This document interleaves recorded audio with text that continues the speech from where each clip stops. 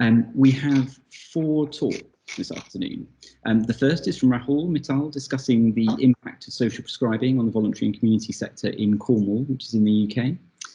Next, we're going to have Rania Fernandes reporting a national survey of the role of social prescribing during the pandemic. Third, Debra Westlake is going to detail her work on the impact of COVID-19 and the delivery of social prescribing in Devon, also in the UK. And lastly, we're going to have Rabya Mughal with a talk around community engagement during the COVID pandemic. How can community assets and social prescribing redress health inequalities? So as other people are just joining, I'll hand over to Helen to let you know exactly what we're going to do, and then we'll speak a bit more later. Thanks, Kerryn. We're lovely to see you all. Welcome to everybody as they're joining. We're really looking forward to hearing from our speakers. To try and circumvent any technical issues, what we've decided is that we are not going to be playing the videos for each of our 4 wonderful speakers within the Teams platform. What we're going to ask you to do in a second is leave this. You don't have to leave the meeting, you can just minimise it on your screen, but you can then just click on those links that Andre is very kindly posting in the chat and go and watch the videos. What we recommend is that you watch them back to back. We're going to give you about 25 minutes to do that. We're then going to regroup back here at 14:35, that's 25 minutes to 3, when we'll begin our Q&A with our panelists, our 4 wonderful speakers. And we're doing that just because playing the videos live from either myself or Kerryn or Andre's machines through Teams causes all sorts of delays, as you may have found in your other sessions. So what we'd like to do is in a second, when we're ready, we can all go into the Vimeo links that you can see in the chat. If you have any problems playing those, myself and Kerryn and our speakers will be here throughout. We're going to stay here in this Teams link, and you can just let us know if you have any problems and we'll try and solve those for you. Whilst you're then watching your videos, please collate your questions. Feel free to pop back into Teams here and post your questions in chat. If I could also ask you to use the actions function, and if you're not entirely sure what that is, on the top row of your Teams window you'll see there's a little hand gesture next to a face. When you hover over that, you'll see a thumbs up, so you can use that, or a heart if you like, to indicate that you're interested in somebody else's question. So what I'm going to be doing is monitoring that chat, and what I will then do at 25 minutes to, I'll pull out some questions that you have posed from the audience. And so I will then ask you if you would like to ask your question in person.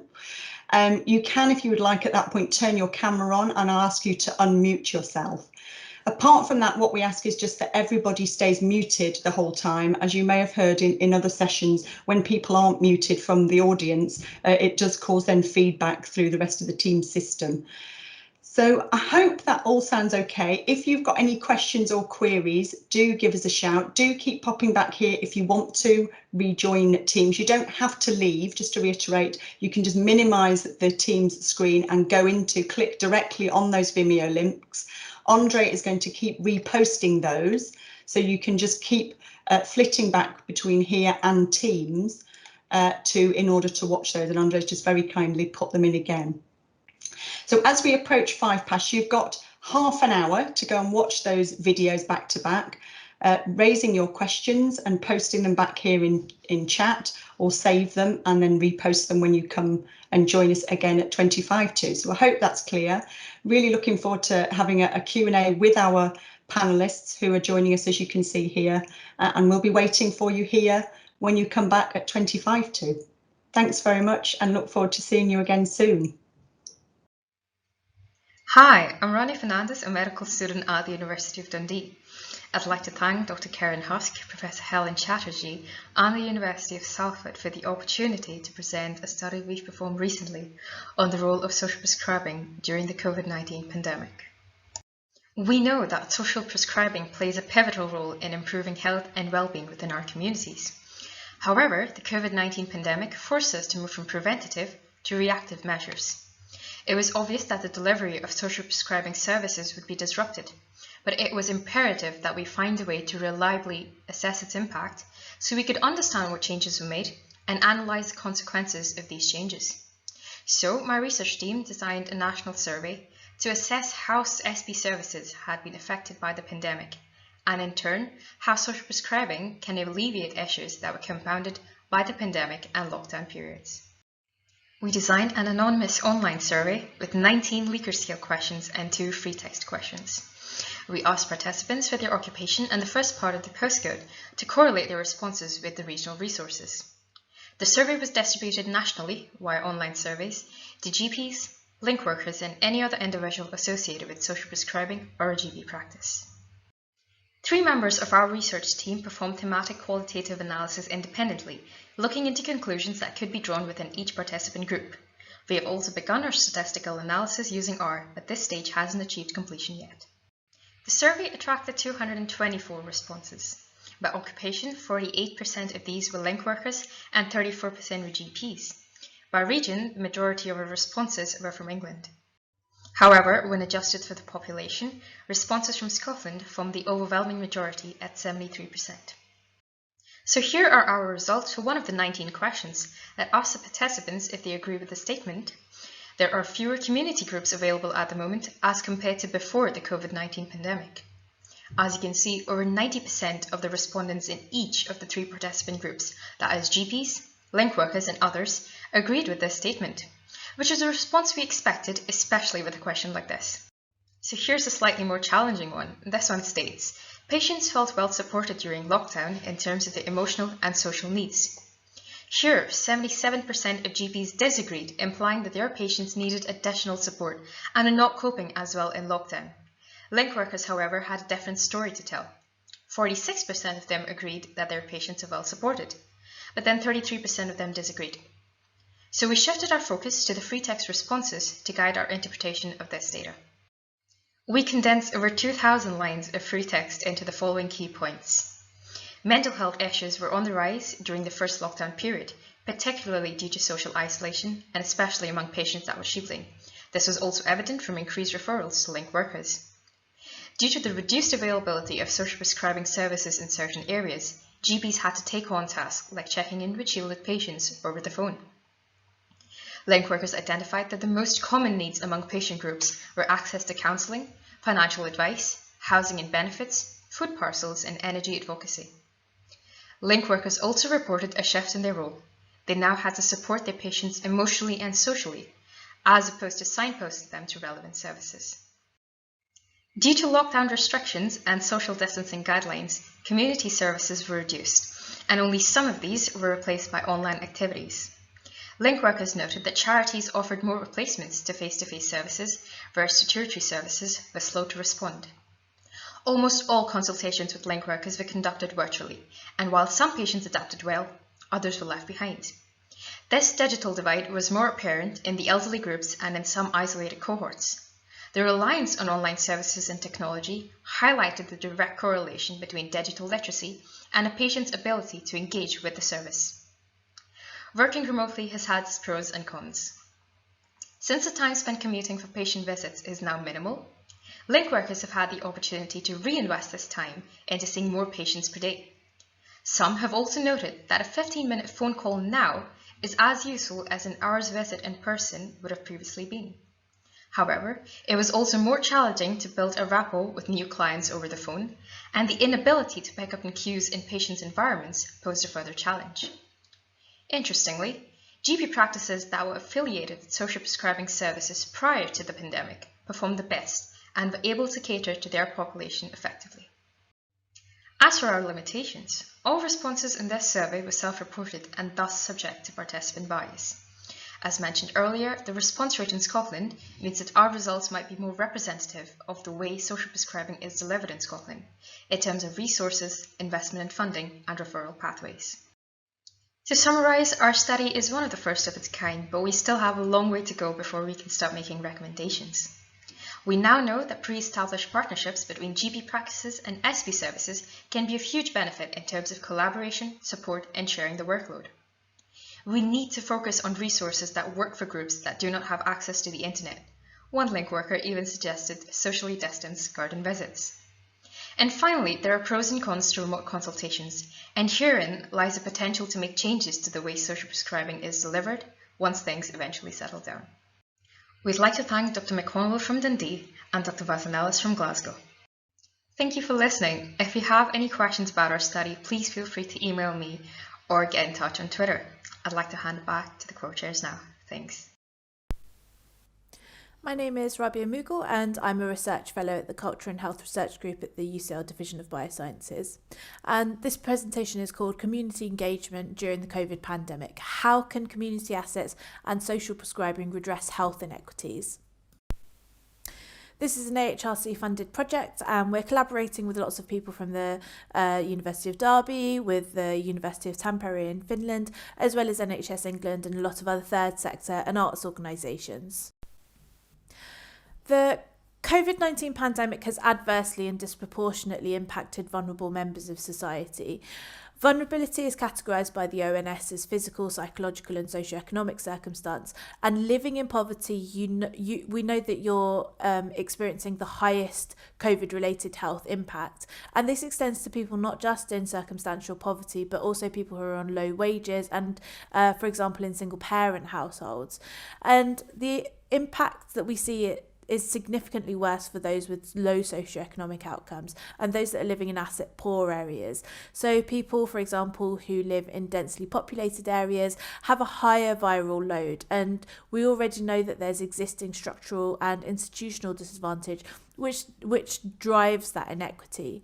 And as a result, and from what we've read in various Marmot reviews, we know that we all entered the pandemic from differing and uneven starting points. And so it's against this backdrop that we began community COVID vulnerable and shielding research.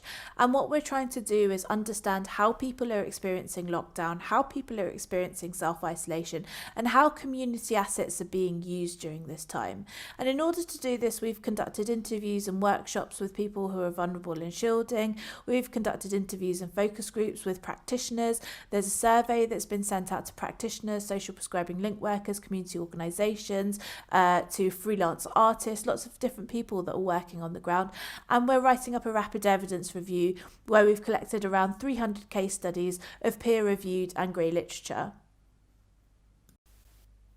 So just to give you an outline of the things that we're seeing on the ground, we're seeing lots of these sorts of doorstep performances, at-home care packages and online tutorials. So this is South East Dance, which is a dance development charity which uses food banks and care homes to reach out to vulnerable people in Brighton and Hove. Enterlechi Arts, which is a South London charity working with people with disability, people who are isolated and elderly, and one of their projects is called Gnomes at Home, which is a care package that's been sent out to 250 people. They've sent out sound and vibration care packages to people with accessibility issues. They've done at-home art, doorstep performances, and they have an elders theatre group. And what we're seeing from these charities is multiple and simultaneous projects that are working alongside each other and rapidly changing in order to cater for the changing needs of the individuals. And so we're seeing many different community organisations on the ground working with vulnerable people that have a huge reach. But what we're also finding is that that's not enough. And it's against a backdrop of huge funding cuts and austerity, and it's only being exacerbated by the economic impact of COVID. So just a bit of preliminary data. So in December, we launched a survey for community-based practitioners. We've had 161 survey respondents working with around 13,000 vulnerable people with an average caseload of around 191 people each. And as I mentioned earlier, that we're also collecting qualitative data from both providers and individuals. And we've identified around 300 case studies that's going to inform our rapid evidence review. The majority of our respondents were social prescribing link workers who overwhelmingly felt that there are more barriers to participation now than before COVID. 89% of them felt that there were significant barriers to participation for vulnerable and shielding individuals. And as you can see from this graph on the right, the majority of them felt that there were not enough relevant programmes and provisions for vulnerable people in their area. And so some of the key findings have been around creative help partnerships and unexpected collaborations. Food banks, for example, linking up with museums and libraries. We've seen significant barriers to participation. We've seen a changing need in the health service, link workers, for example, doing the job of social workers and being called in for the vaccine effort too. We're also seeing a fragility of the community ecosystem at the moment as well. So the two case studies that I pointed out before are working in a very agile way on the ground and changing their offer for the changing need of their participants. And what we're finding is that the community organisations and charities that are working in this more agile way are the ones that are surviving through the pandemic. And as well as that, we've also seen a surge in social prescribing referrals. So some of the lessons learnt from the pandemic: how can community assets be repositioned to support individuals who face the most severe inequalities? How can systemic barriers be addressed in order for community assets to be far-reaching? And can the types of provisions that have been adapted for COVID be useful for redressing health inequities in the future? And so these are some of the questions that we're looking to address. Hi everyone, my name is Rahul Mittal. I'm doing a PhD at the University of Exeter Business School. I would just like to start off by first thanking the conference organisers and the co-chairs for allowing me the opportunity to present my PhD work today. So in the next 6 minutes, I'll be telling you a bit about the role of social prescribing and the impact it has on voluntary and community sector groups in Cornwall and the Isles of Scilly. So firstly, I think it's important to start off with just explaining to everyone where Cornwall is. I know we have an international audience today. So Cornwall is located in the southwest of England. It's got close to 500,000 over 18 years old population. The social prescribing scheme in Cornwall was started in October of 2018. It's a Department of Health funded scheme. Some of the important points to remember is it doesn't cover all of the population. The social prescribing model was started before the primary care network link worker model was rolled out. Link workers were co-located with 8 targeted GP clusters or primary care homes, as they were known, which covered approximately 30,000 people. The clusters were chosen according to GP commitment, maturity of partnership, strategic fit, and health inequalities indicators. Some of the link workers worked at a number of GP surgeries at that time. The current reason for referring to the social prescribing scheme in Cornwall, the top 3 are 1, mental health and well-being, 2 is social isolation, and 3 is lifestyle change. It's important to remember that patients were referred for more than one reason, and there were other reasons for referral as well, from self-care to caring responsibilities. As part of the Department of Health funding, it was a requirement very early on for the scheme to carry out evaluation. The evaluation was modelled around the NHS Common Outcome Framework, which we see currently in existence as well. As you know, there's been a lot of work been done around link workers and healthcare services delivery, and we know a bit about impact on the voluntary sector, but the area that is still under research is the link between the voluntary sector delivery and the interface with the social prescribing pathway. There's been some reports in the literature starting to look at this in the last year.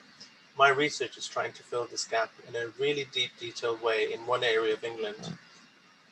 And we're hoping that through the development of this work, we're able to maybe have this even included as part of the NHS England data minimum set.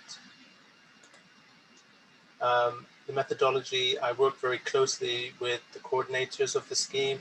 I was given a list of organizations that the link workers referred to.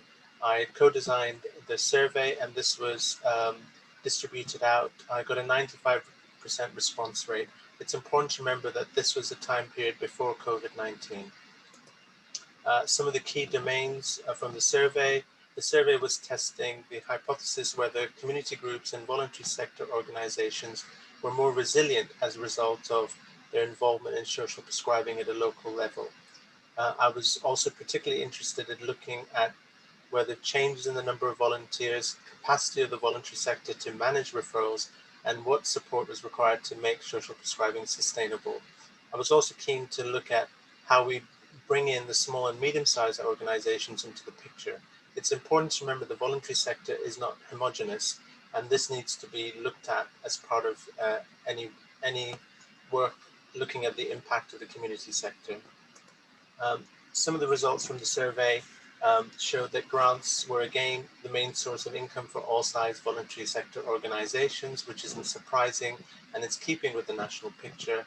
However, 25% indicated that their grant levels were lower than the previous year. Some of the other points were that 25% of the voluntary sector respondents operated in the health sector, and 28% had a turnover of under 5,000, which is again keeping in line with my interest in the small and medium-sized organizations playing quite a crucial role in our communities.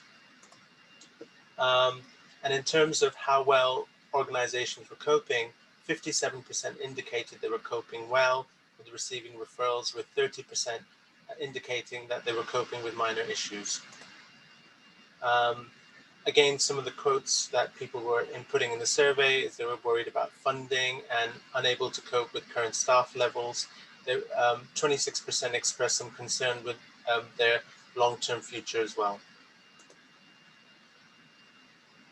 And finally, this last graph talks about 55% felt that social prescribing would have a positive effect on their services, and it's important to remember this. So some of the conclusions from this work is funding is still an important issue and needs to be addressed in this delivery model. And it's also important to look at this from the small and medium-sized organization lens, as it's crucial to make them a success as part of any model. And COVID-19 has showed their importance in our local community. I think what is the overriding message is social prescribing is currently being rolled out without a deep understanding and the pressures that the voluntary sector are facing. Just over 40% are feeling under pressure according to the analysis. So I think this is important to remember when you're scaling up these type of models, that we take into account the pressures that the voluntary sector are going. This will help with sustainability. We know that the voluntary sector are crucial in delivering these models, and they're fundamental. And if we can support them in some of the issues that are encountering, this will help with the sustainability and resilience of the model going forwards. Thank you very much. If you have any questions, please don't hesitate to contact me. Thank you very much. Good afternoon. Thank you to Kerryn and Helen for my introduction. I would like to acknowledge my co-authors from the University of Plymouth and Devon Sustainability and Transformation Partnership who contributed to this presentation, and also to thank the social prescribing practitioners and leaders who gave their time to talking to me or allowed me to attend their meetings. We aim to collect real-time data on adaptations to the model of social prescribing during COVID and look at how social prescribing might change in the longer term due to its impacts. We are still collecting data as the pandemic progresses, and today's presentation addresses preliminary analysis. The impact of practitioner employing organisation, for example primary care networks or voluntary sector organisations, has emerged as important context to early findings. These data were collected as part of my role as researcher in residence within Devon SDP. As evaluators embedded within healthcare systems, data are primarily collected in naturally occurring situations, such as meetings and email exchanges. For example, social prescribing link worker peer support group meetings or voluntary sector strategic meetings, but also through informal interviews with key stakeholders. In addition, we carried out a rapid online survey during the first lockdown phase of the pandemic, which we will repeat 1 year later in March this year to collect longitudinal data about impacts on service delivery. We asked questions about how social prescribers were being resourced with work from home equipment and support, and what the primary obstacles and opportunities were to this new way of working. Briefly for context, Devon hosts its social prescribing practitioners in different sectors according to funding and employment contracts. Today's presentation will address only those social prescribing practitioners who are funded through the NHS scheme via the primary care networks. Of the 31 PCNs in Devon, over half have subcontracted management of their social prescribers to local voluntary sector organisations. In one locality, there was no coordinated voluntary sector umbrella organisation, so the 3 PCNs have subcontracted their health and wellbeing coaching service to an NHS trust. The remaining PCNs have directly contracted social prescribing link workers to work in their practices. More recently, some PCNs have introduced a mixed model of contracting. It emerged during our analysis that these employment characteristics, as well as the timeline of employment, were an important context as COVID began to impact. At the time of the first lockdown in March 2020, social prescribing practitioners had been appointed in all the PCNs. However, some were quite newly in post. Our findings showed that in the domains of practitioner support, partnership working, types of cohorts worked with, and model of social prescribing, working practices, role boundaries and relationships with primary care colleagues were only beginning to be established. At the onset of the lockdown, most voluntary sector and trust employers had already provided social prescribers with work-from-home resources, such as a mobile phone, laptop and software, so these social prescribers were able to quickly adapt to new working conditions. This took a little longer to implement for PCN employees. Particularly significant to our respondents was the peer and managerial support provided by voluntary sector employers, enabling social prescribers to be resilient to the emotional and professional strain of working from home and attempting to meet client needs non-face-to-face. Voluntary sector contracted social prescribers could also tap into rapidly developing community resources for their shielding and vulnerable clients. Relationships with colleagues in primary care were in development. Not all subcontracted social prescribers have met their primary care colleagues face-to-face in surgeries, and so it has been difficult to promote understanding of their role and referral to the new service. However, PCN contracted link workers were more likely to be asked to go into work from a surgery base. In some cases, this facilitated the development of relationships with primary care, further enhanced by link workers collaborating with their colleagues by being flexible in their model of delivery and boundaries of practice. For example, by carrying out hundreds of welfare checks or supporting vaccination programs, which have also offered the opportunity to identify unmet need. For some, this has led to a drift in their model of work towards brief one-off contacts, rather than a personalised what matters to you approach. Others have balanced pre-existing complex caseloads with these brief contacts. Until they had appointed more members of the social prescribing team, some PCN contracted link workers felt isolated and overburdened by these competing demands. It became more difficult to sustain a holistic or social model. Voluntary sector employees were able to embed their work in known relationships within the community and combined work with individuals alongside development of community resources. In conclusion, COVID has accelerated pre-existing processes. It may have brought opportunities in virtual working and flexibility in roles, but without coordination, there is something of a danger of dilution of the holistic and community assets model. There is also potential for further divergence between primary care and voluntary sector delivery models, depending on the characteristics and responses of the contracting organisation. Our analysis is ongoing. However, our findings point to the need to integrate these differing models and encourage cohesion and collaboration between employing organisations. Thank you, and I will now hand back to the chair. Hi all and welcome back. I hope you enjoyed those 4 presentations and some really interesting topics covered in real depth. We've been monitoring the chat. Helen, I don't know if anything has popped up. Go on, Helen, sorry. We've got a couple of points, but we can throw those at our panel in a second. Just while everybody's rejoining us, we hope that technical interlude worked for you. Some of you might have experienced problems with us streaming through Teams in previous sessions, so hopefully you were able to access those Vimeos, and please start posing your questions. So I can throw one question. It's a sort of comment from Mandy. I don't know if Mandy wants to join us and tell us her point, which is about stats. We've had a couple of comments about stats from Mandy and somebody else, Jacqueline, who says one on the side of positive news on stats and some more negative. So I guess the Mandy's question was really about there's a lot of stats in those videos and a lot of data discussed. And what she was really hoping for was something a bit more practical about advice regarding the evidence base. I don't know if any of our panelists want to pick that up.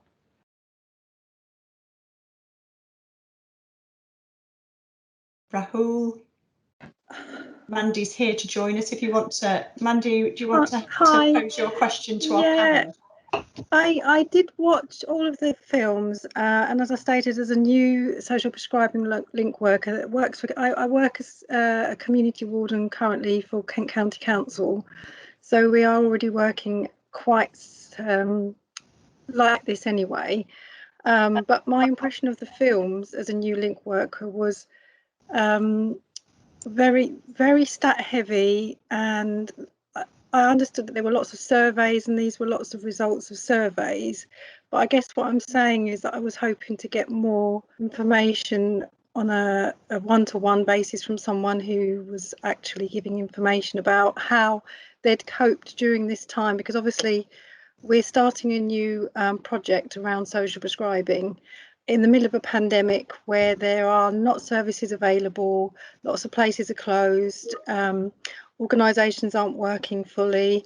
So instead of just knowing what the statistics are of what the current situation is, I think I was hoping to get more out of the nitty gritty of how people have worked around it. Thank you. Thank you. I saw you had your hand up, sorry. I'm happy to jump in there. Hi, Mandy. Really nice question and really, really important. And I know that the social prescribers, be they employed by voluntary sector or PCNs in Devon, are struggling with exactly those issues. And one of the ways that we're doing that in Devon is we're getting people together.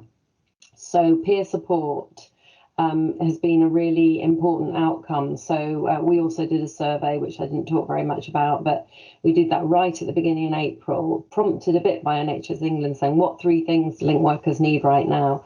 We found out that they needed digital support, they needed work from home equipment, which I guess if you've just joined Mandy, perhaps that's already been provided to you. But certainly at the beginning of the pandemic, many people didn't even have a mobile phone or a laptop, couldn't get into any of the systems. So we have come quite a long way in the year in that most people now do have that, although some people are still using their personal mobile. We find that out from the peer support meetings. One of the other things they needed was, yes, exactly what you've said. We need where can we direct people? What resources are there? How can we find that out? And the peer support meetings have been a fantastic sort of ground for people to air what they found out. Huge amount of resources that people didn't know about. So mental health organisations we have in Devon, which provide free counselling online, whether that be a sort of more counselling model or a more CBT model. There's a number of models of that which has been so needed. And those peer support groups have been really important in helping people to identify on the ground what there is. And one of our recommendations coming out of this research, obviously 6 minutes didn't give me time to go through those, but one of the main recommendations has been about sharing resources and how we do that, and that something like a digital platform for Devon, or maybe for Devon and Cornwall, wow, who knows, would be really helpful, so that the questions that you've been asking could be answered by being able to go onto those platforms. And I'm sure you're also aware, Mandy, of the NHS Futures Collaboration platform, which is a national opportunity to connect and find out about what resources might be available. But of course, none of that can happen unless the voluntary sector is there providing the infrastructure and architecture, as Marie Polly said, for the linkages that people need into community. So, you know, it's really important that both of those elements are there. Thanks, Deborah. Does any of our other speakers want to pick that up? Rahul, Rania, Rabya? Hi, my name's Rabya. I was the fourth speaker of that list of speakers, and I do take into consideration your point, Mandy.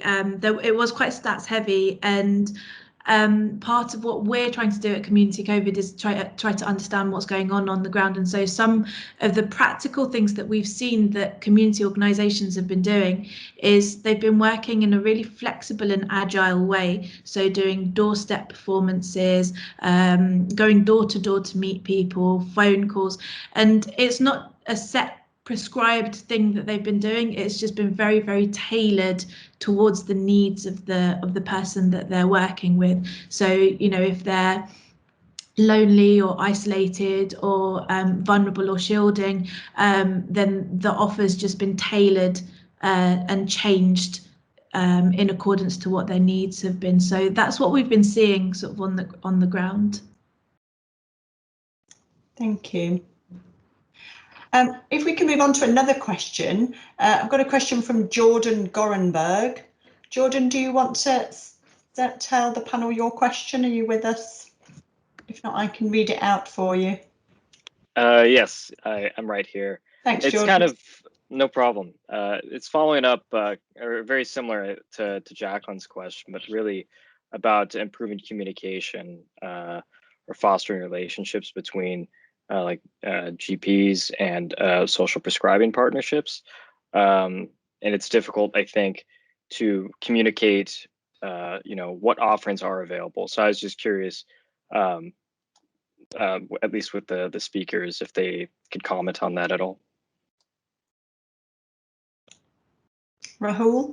I think it's a really valid point, and with kind of my work, I'm kind of focusing on looking to see what impact social prescribing has on voluntary and community sector groups, and that's one of the themes that has been kind of coming out from my work, is this kind of collaboration and actually knowing what's happening on the ground. And in some cases, in certain areas in Cornwall, for example, it's some of the groups aren't aware who their social prescribing link workers are, and it's trying to find a kind of a collaborative platform that works for all parties. And I think it's something which I feel is quite essential, that especially as we are kind of coming out of COVID-19, it's something that I think social prescribing can really kind of fill that space and actually help both sides kind of work together. Yeah. Thanks, Rahul. Did anybody else want to pick anything up on that point? If not, I can move on to the next question. We've got a really important question, I think, which chimes with something Maddie's said from Entelechy, but it's from Beth Kominek, and it's about the digital divide, so people who don't have internet access. So Beth, I don't know if you're with us. You want to turn your camera on and ask your question? Turn my mic on. Great, lovely, that's perfect. Thank you. So I know that there's a lot of research that's shown that the digital divide has been made worse by COVID, especially with everything going online. So we do have quite a few online opportunities, but I'm from Canada, but of course, the same as it is in the UK, we don't have a lot of in-person opportunities still. So I just wondered how people were kind of continuing on with the social prescribing work and keeping people involved in kind of like a group format or involved with other people without being able to see people in person when they don't have access to the internet. Who'd like to pick that up? Rania? Hi, sorry, I was just typing an answer to Maddie on the same topic. I'm Rania. I was the second speaker on the list. And one of the biggest things you noticed was that link workers were really keen to engage with their clients virtually, but there were people who had difficulties communicating, maybe because they had some form of disability, or like you said, there were internet issues or technology issues. And since it was quite sudden, the pandemic, the onset of the pandemic, and them having to shift to reactive measures, there weren't any resources in place to deal with these issues. So link workers had to scramble and sort of do socially distanced garden visits, as I said, or just try and meet them in settings that were more open air, that would have ventilation, and just have to think on their own feet, really. And those are one of the recommendations we were hoping to put out eventually when we do assimilate all of our data. I don't think that completely answers your question. That's just one aspect that we've been looking at. Anything that any of our other panelists want to pick up in terms of that very important issue, the digital divide? I know that some of the social prescribing, the voluntary and community sector organisations have managed to get funding for digital provision for certain groups who are disadvantaged, particularly in an area like Plymouth. I think that's more possible to do. I think in rural areas it's more difficult. It's more difficult to find funding. It's more difficult to give that kind of provision. And some of the speakers were mentioning this morning that it's actually not just the device that's needed. Quite often it's how to work the device. It's having access to good internet, which in Devon is in many areas is really problematic. So it is a really difficult one.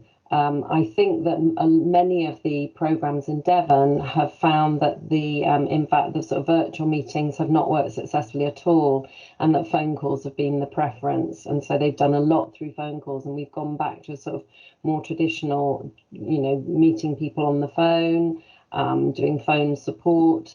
As far as the question, I think, was around group work, and I think that's extremely challenging. And of course, you can do conferencing, telephone conferencing. But as far as I'm aware, what's often happened is that in the periods in between the lockdowns, when some meeting up has been allowed of, say, 6 people outside, that's been one of our criteria. People have actually done that with a social distance in a park, in a public space where it's allowed. They have actually done some meeting up in that way. They've just followed the rules and done what they can. I think we're all learning on our feet about this, how to do this best, and it's a really creative, on one hand creative and on one hand challenging. It depends how you want to look at it. Wonderful, thanks Deborah. I'm going to move us on to another question if that's all right. Thank you very much to everybody for posting your questions. We'll try and get to as many as we can in the chat. Just to say, we're asking people to post their questions in chat, and if you see a question that you like, please like it with a thumbs up, which you can see in the top right hand of the reactions. And so to that end, I'm going to ask Debs Teal to ask her question because she's got 3 thumbs up. Debs, do you want to join us and post your question to the panel? Yeah, I want to know how social prescriber link workers will get back to the traditional way of working prior to COVID. A lot of link workers who I've been speaking to today have started throughout COVID, so don't know what the traditional link worker was. So how can we make sure that transition is smooth and that those who are absolutely loving the job now still love the job when they're doing it what it was traditionally meant for? So I think that's a really interesting question from the focus groups that we've had with social prescribing link workers. So we've done quite a few different meetings with link workers. There's been one of them, there was a group of around 300 link workers that was taking part. And then we did a few other sort of focus groups as well.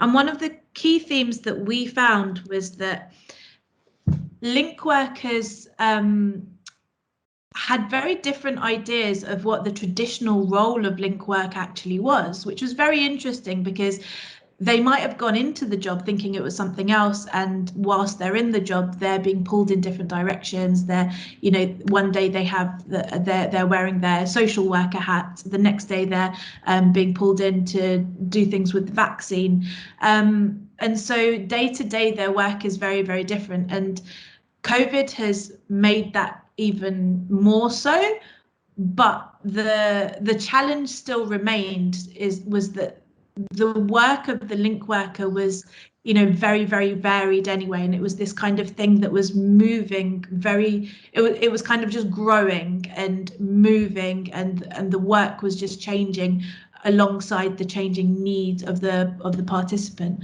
So I don't know if that answers the question, but from my experience of link work, it's it's very, very varied. So it's difficult to say how it's going to go back after COVID because it kind of just changes with everything else that changes. But with COVID, everybody changed. Yeah. So we all had to work differently. But going back, we'll all be going back slowly. Whereas, will that support be there for people, for the link workers, when we all start going back? Yeah, I guess the support is an infrastructure question, isn't it? So wherever that support was going to be coming from, whether it's going to be NHS England or wherever the supportive system is for the link workers, that's probably where the answer to that's going to be. But for the role itself, I don't think we actually know what's going to change about the role. That's my opinion. Anything from any of our other panelists? And could I just ask, we've got one of our attendees, Gilu. I think you're sharing your screen. Is everybody else seeing that? Hopefully you can see our speakers. Do any of our other speakers want to comment on Deb's question? Yeah, I was just going to add, I think it's also important to remember that, in this time, I think there've been new link workers starting as part of the primary care network. And I think one thing which still is kind of the ingredient of kind of social prescribing is that connecting and linking in our communities. And I think in this time, some of the kind of qualitative elements coming out of my work is some of the groups saying that it's that connecting with the groups, mapping what's available in resources. So when we come out the other side, I think all these will be resources that will help anyone in a social prescribing role out of all the different forms it has, is actually knowing what's out there in communities. And so when things do start to come back in whatever shape or form it does happen in a couple of weeks or months, is that, link workers can utilize what's available around their area to help plug the people's needs and actually refer them kind of in those areas. And I think that's also quite important, and I don't think that will change, but I think it's important that we start to look at that and look at how we could look at sustainability of the model going forward and work really closely in these local communities, because I think what's come out of COVID-19 is that there's lots of solutions in our local communities from all size organizations, and I think that's really important to hold on to. Yeah. Thanks, Rahul. If any of our speakers want to make any other comments about Deb's point, or are you happy to move on? I've got a point from Sarah Kay, about being a resource provider and accessing hard to reach. Sarah, do you want to ask your question to the panel? Can you hear us? Yeah. So it's been quite hard to promote laughter yoga. I've tried on Eventbrite and various channels through Twitter, but of course, reaching people who need it, perhaps they haven't got the technology. We really want to reach people who need it, and it's incredibly difficult if we haven't got the help of the link workers. If link workers don't know about a resource, and that's why I'm here, then it's incredibly difficult to make people aware. There's loads of laughter yoga leaders who can help people, direct people and run Zoom sessions. So that's all I wanted to say really, is we've got to make you all aware of what resources are out there, I suppose, because it's not just therapies as such, it's holistic therapies like intentional laughter, which can increase our immunity, it can increase our positivity, and it can lower stress and anxiety really, really well. Do any of our panelists want to pick that up? So have you been able to link with your local social prescribers and voluntary sector organisations?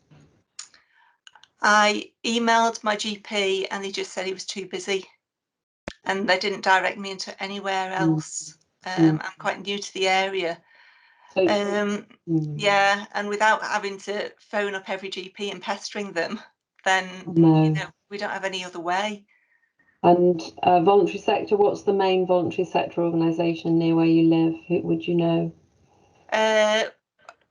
No, I mean, I've been working with Henshaws and some mental health charities in the area, and they've known about me through LinkedIn. Normally, the voluntary sector organisations will know a bit about social prescribing as well. Most voluntary sector organisations will at least know who's doing social prescribing in the area, even if they're not doing it themselves.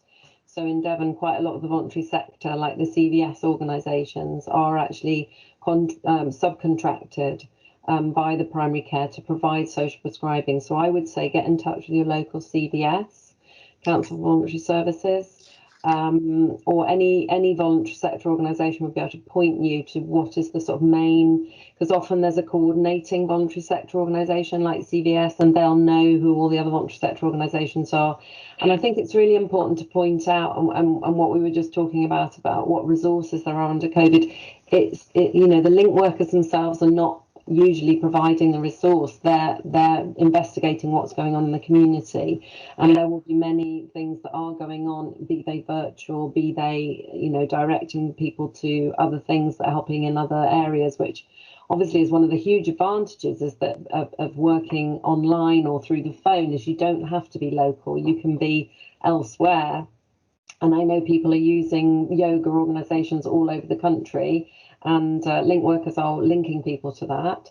So I don't see why your local CVS couldn't let you know, perhaps connect you to who are the link workers locally and who are the voluntary sector organisations, and that might be a way of just making your offer available and known to them, because they, you know, people will be really keen to hear what organisations there are out there and what providers there are of services that they can link people to.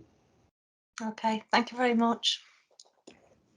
Does anybody else have a comment about that? There's Lois has made a comment quite similar, really. I think about that, the challenge of mapping, asset mapping, all the services, a database of the services in your area. And again, if any of our panelists or indeed any of our attendees have got great ideas, Debra suggested, yeah, that really great idea of contacting your CVS, and just thinking about what comes up a lot, and it's something that's come out of all of the presentations from today, is that notion of having these consortiums or partnerships linking across multiple organisations.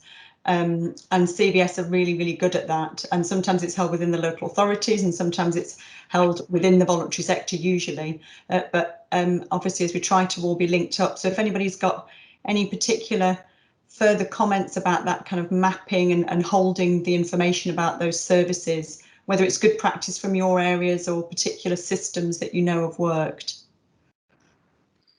So I'm just going to jump in with 1 minute to go there, I'm afraid, because Dulcie's just made a really good point in the chat that the National Academy for Social Prescribing also has a burgeoning network here called Thriving Communities, and they're a regional lead. So whilst it's a new network, they'd be great to make contact with, actually, to make those links. Sorry, someone else can come in now. I just wanted to a good point.